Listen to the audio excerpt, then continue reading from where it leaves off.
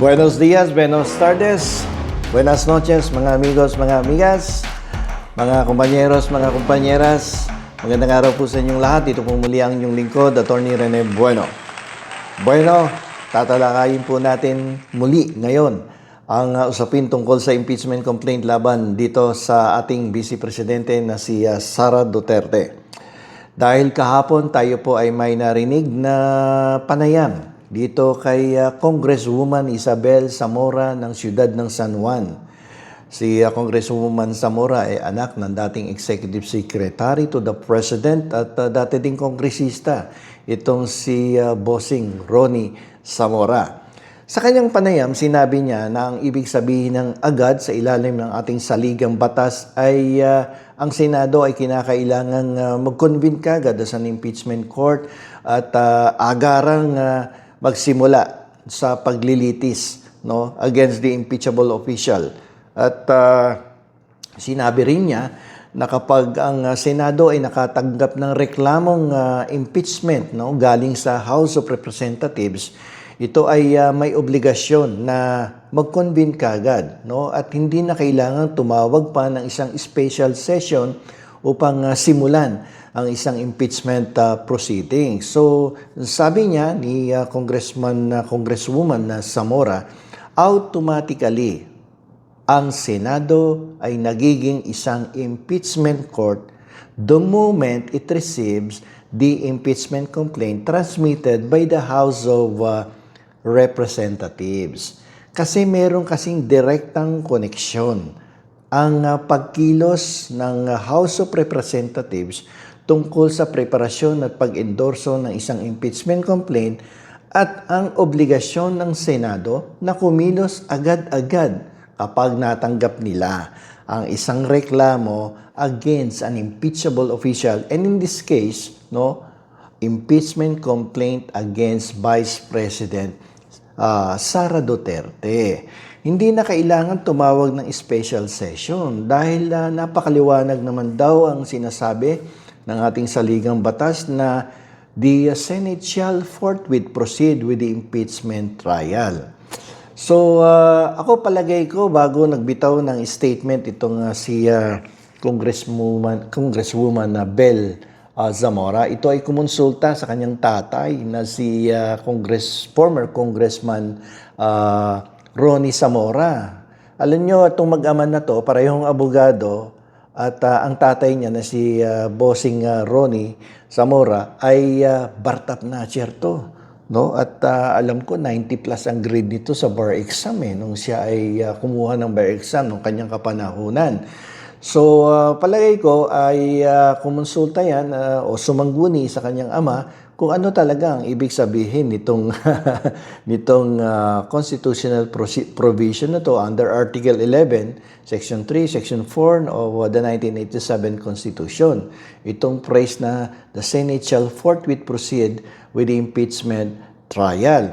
Kasi alam nyo, sa aming mga abogado, ulitin ko, nabanggit ko na to ng mga nakaraang episodes, kasi ang ibig kasi sabihin ng shall sa ilalim ng saligang batas at sa aming pag-aaral ng statutory construction sa law school, ito ay isang command sa isang tao, sa isang ahensya o sa isang organisasyon na immediately dapat mag-perform ka ng iyong obligation. I-comply mo agad-agad ang iyong obligation kapag ito ay dinuktong sa shall forthwith proceed with the impeachment trial. In this case, sa impeachment complaint.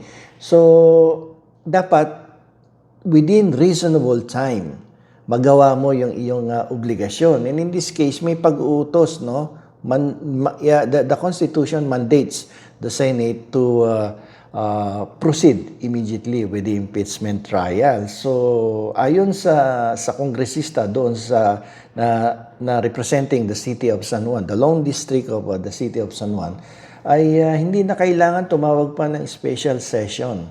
At dahil automatically ang Senado ay nagiging isang impeachment court the moment it receives the impeachment complaint transmitted by the House of Representatives. So alam nyo kasi ang ating Senado ay parang may kasing halintulad ito sa isang korporasyon. Ayan, yung mga nag-aaral ng law sa kasalukuyan at yung mga nakapag-aral no, ng law, miski hindi abogado, alam na alam tong legal principle na to, yung separate and distinct personality of a corporation. Parang sa Senado din, kasi sa corporation, dual personality yan. Yung personalidad ng mga corporate officers ay different from the personality of the stockholders. May kanya-kanyang functions yan at may kanya-kanyang obligations yan at may kanya-kanya ding liabilities yan. So sa Senado, ganun din. Dual din ang personality ng ating Senado. Ang unang personalidad niyan or yung unang mukha niyan ay yung mukha niya bilang isang mambabatas, isang legislator, gumagawa ng batas. And part of the obligations of the Senate is to craft, create, enact bills no, para makagawa sila ng mga batas diyan sa mataas na kapulungan. At may mga power din yan to investigate in aid of legislation, may power yan na oversight, at marami pang iba. Ngayon, ang isa niyang mukha o isa pang niyang personalidad, no? Dalawa kasi nga ang personalidad, ay yung kanyang personalidad bilang isang hukuman. At ang bumubuo nito ay yung mga senador din na from being a senator, nagiging judge, yung mga miyembro. So, from legislative body, nagiging impeachment court yan, and the senators, nagiging judges. So, nagkakaroon ng transformation of the personality, no, from the legislative body to the impeachment court, no, the moment they receive the impeachment complaint transmitted by the House of Representatives. So, kung i-analyze niyong mabuti, napaka-makatwiran ng binitawang pagpapaliwanag ng aming kongresista doon sa siyudad ng San Juan that there is no need on the part of the Senate to call for a special election, no, because automatically once the Senate receives the impeachment complaint, it is already an impeachment court. Nagkakaroon agad-agad ng transformation. Yan. Kaya nga walang sinasabi na tatawag ba ng special session? Kailan tatawag ng special session? Pwede bang tumawag ng special session kapag recess? Kapag in session, gano ang binibilang na araw upang umaksyon ng ating Senado?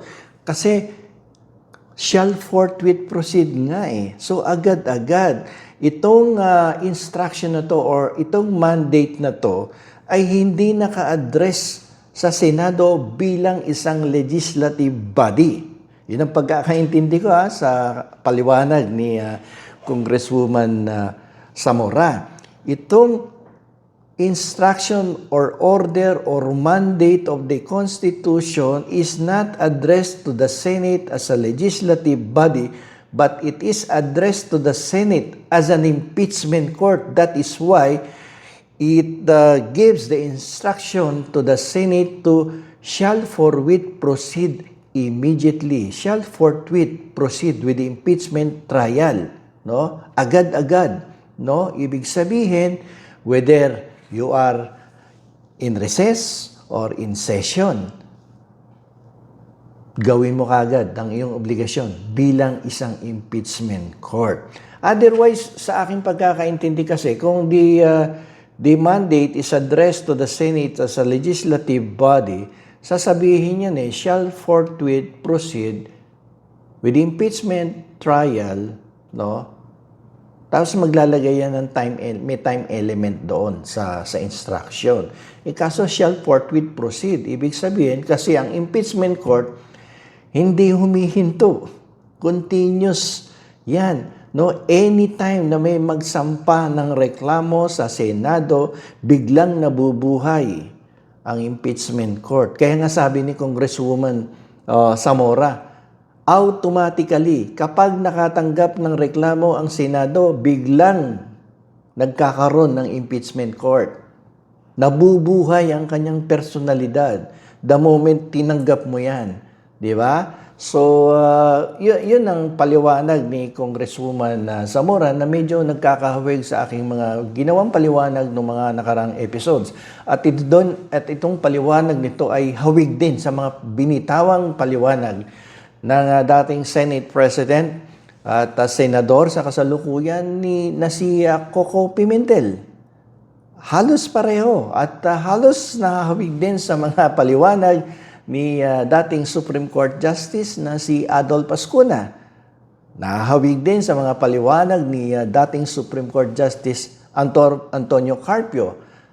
Nahawig din sa paliwanag ng isang sikat na abogado na si Howard Calleja at ni Rene Sarmiento. So marami ng mga batikang abogado, mga respetado at matataas na level na to, mga heavyweight lawyers to na nagsasabing the Senate has the obligation to act immediately on its obligation to perform its function as an impeachment court and immediately conduct the impeachment trial against the Vice President.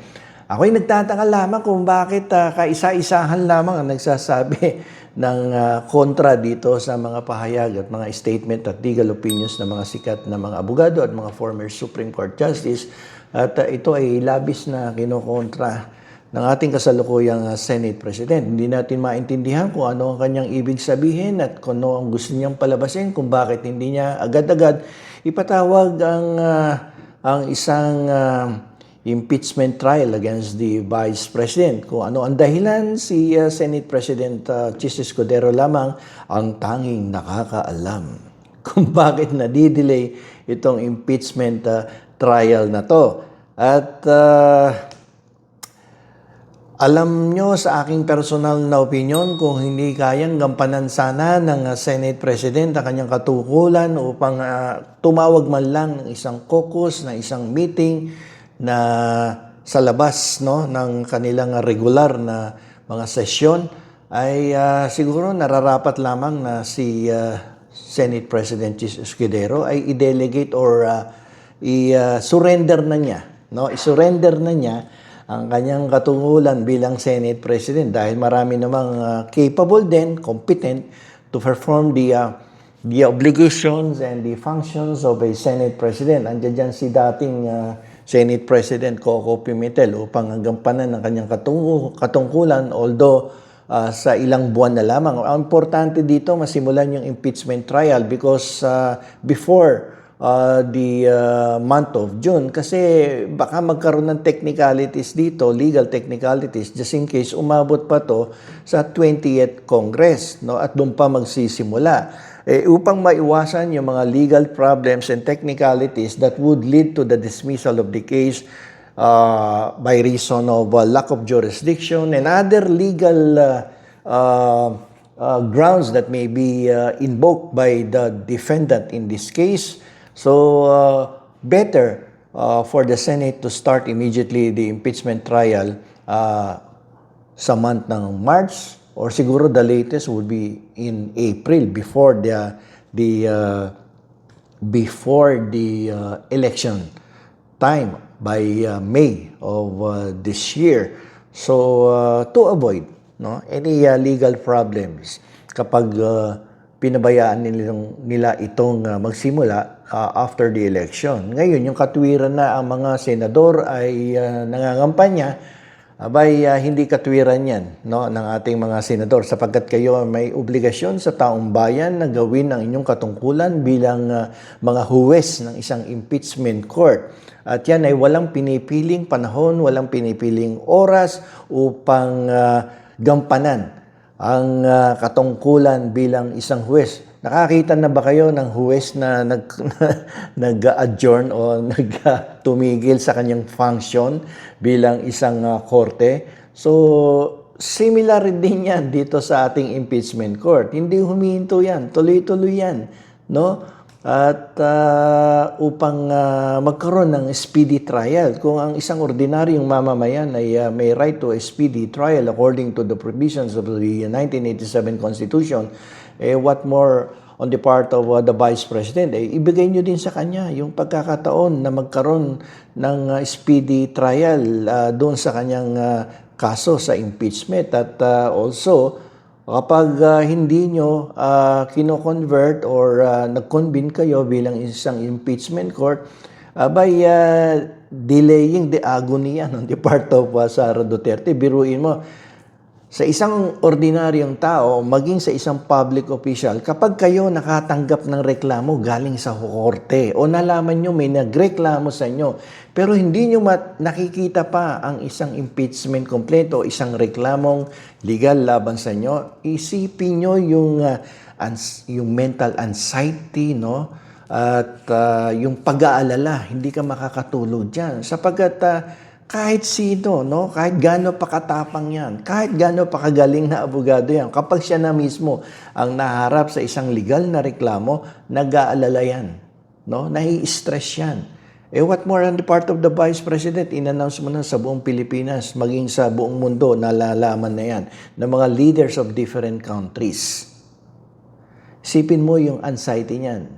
Nagkukunwari lang yan na hindi niya pinapansin yung impeachment complaint at mas masakit pa yung mawalan ng boyfriend. Charot niya lang yon. No? Hindi totoo yun. Nag-aalala yan. Baka sa gabi, madaling araw na, hindi pa nakakatulog yan. Iba yon, yung prolonging the agony of the defendant in this impeachment complaint, mahirap yon. So, if I were on the part of the Senate President, immediately I will call for the immediate conduct of this impeachment trial. In fairness to the Vice President, to afford her the benefit of due process of law, the speedy trial, lahat na ng kanyang constitutional rights ay dapat ibigay ninyo. Hindi yung dinidelay nyo ng dinidelay. And at the same time, the people of the Philippines ay may karapatan na malaman agad kung tunay bang nagkasala o walang pagkakasala. Dahil yan ay nakakasagabal sa pagangat ng ating ekonomiya. Nagkakaroon ng political instability. Nagkakahati-hati ang mga mamamayan ng ating bansa dahil dyan sa impeachment na yan. Kapag pinatagal mo yan, maraming usapin, madaming argumento, maraming issues na lumalabas. At dahil dyan, nagkakawatak-watak ang ating mga mamamayan. Siyempre, may kumakampi doon sa mga dating nakaupong opisyales. May kumakampi sa mga present, mga incumbent officials. So, nagkakabanggaan ng kanya-kanyang mga opinion at mga kanilang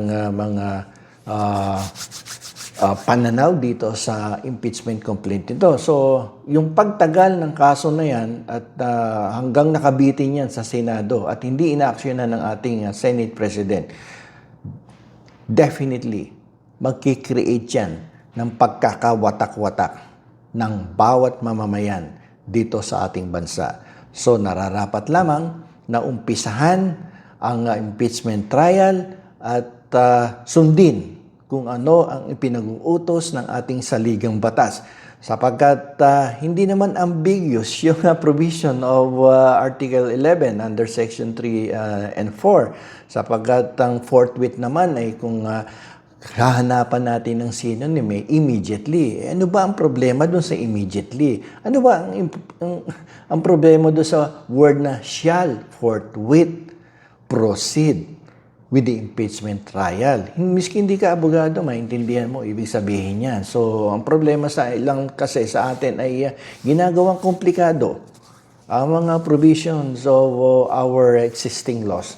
So, para maiwasan yung performance of their obligation. Kung ayaw nyong gawin ang obligation nyo, bilang mga senador, ay it's better for you to resign, as a Senate President or as a Senator, or do not run for re-election kung hindi nyo kayang i-perform ang inyong mga obligasyon bilang mambabatas at bilang mga huwes ng isang impeachment court.